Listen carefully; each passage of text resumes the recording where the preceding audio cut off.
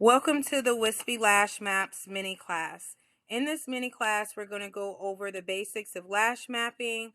We're going to go over how to create wispy lash sets, as well as the 3 different wispy lash sets that you can use.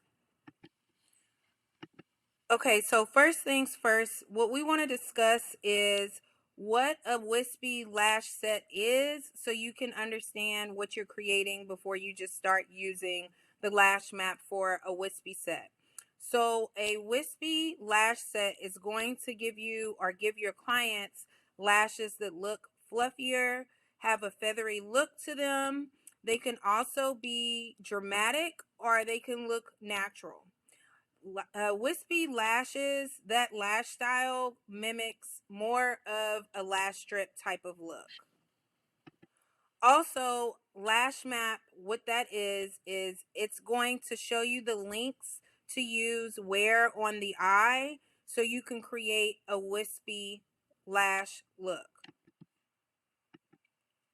Okay, so let's talk about how to create wispy lashes. So wispy lashes can be created in 3 different ways. You can create them with classic lashes of different lengths. You could use volume lashes as well as mega volume lashes to create a extremely dramatic look. Also, wispy lashes, in order to have a wispy lash set, the lash extensions themselves have to be applied in 2 to 3 different layers. And what I mean by different layers is everyone has 2 to 3 different lash layers on their lash line. So in order to get the wispy look that you want, this fluffy, this feathery, you're going to have to apply lashes on at least 2 of those layers. So let's talk about the 3 different ways to create wispy lash sets. Okay, so this right here that you're looking at is a classic wispy lash set. Ooh, that's a tongue twister. Wispy classic lashes are done by combining individual lash extensions of different lengths. They look feathery, but they also look natural at the same time. Okay, so when we're talking about classic lash sets, whether they're wispy, doll eye, whatever type of lash style you're going for, they're all going to have the same 3 lash diameters. And this is extremely important to make sure that you are preserving the natural lash health of your client. So the classic diameters that you're going to want to use for your wispy lash sets are either 0.10, 0.12, or no more than 0.15 lash diameters. Also, for your classic sets, especially with for wispy lashes for your classic sets, you do not want to use a length longer than 14 millimeters, because once you go longer than 14 millimeters, it starts to look like spider legs and stringy. You don't want that. You want your classic wispy lashes to still look like they have depth to them, to still look like they're full and not just spidery long extensions. And if we look at this example included, she started out with 10 millimeters, 11, 12, 13, and 14. But as you can see throughout the lash mapping, you definitely have shorter lashes used within the lash set. That's how this lash artist was able to achieve a feathery, wispy look. Okay, so now that we've discussed classic wispy lashes, let's discuss volume wispy lashes. This is done by combining different fans of 2 to 6 lash extensions. Okay, the closed fans that you see here, that's what creates the spikes within the lash set. And in between those spikes, you're looking at fans that are 2D to 6D. Now let's talk about the diameters used for volume lashes.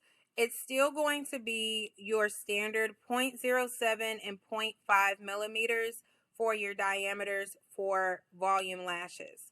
Also, the lengths for volume lashes, you have a little bit more freedom with volume lashes. You could go a little bit longer, all the way up into 17. So let's talk about this particular illustration here of these volume wispy lashes. As you can see, the bottom numbers that you're seeing here, these particular lash links are used on the bottom lash layer. And then these numbers at the top that you see up here, these are used at the top layer, and these are the links that are used for the spikes. So for the spike, for the first spike, you have 11 to 12. For the second area of spikes, you have 12 to 13. Then you have 13 to 14, 14 to 15, 15 to 16, and then finally 16 to 17 as far as the spikes are concerned. Then on the bottom lash layer, as you can see, these fans are 9s, 10s, 11s, 12s, 13s, and 14s for these sections down here. You could tell right here she definitely used a 9, then she went gradually up a step to 10, 11, and so forth. So now let's move on to Mega Volume Wispy Lash Sets. These are the ones that you normally see everywhere on social media.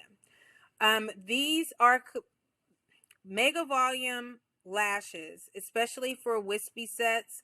They use fans of 5 to 10 lash extensions. For the closed extensions, it's no more than 3 to 5 lash extensions to create that spike.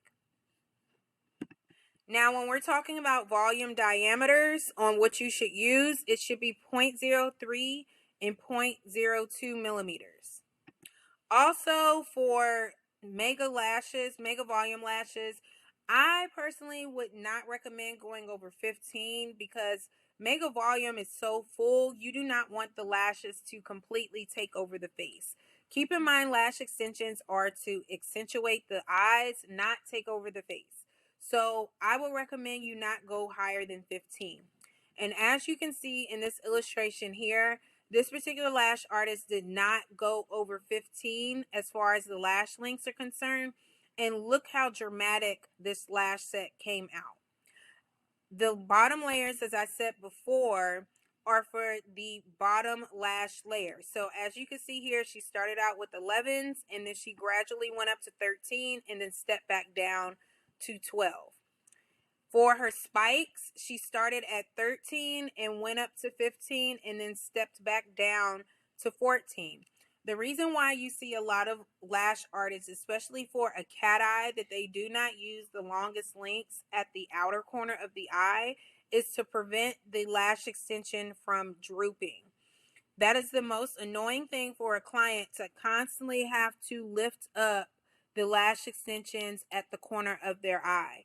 So in order to prevent that, you always go a step down in length at the outer corner of the eye to prevent the lash extension from drooping.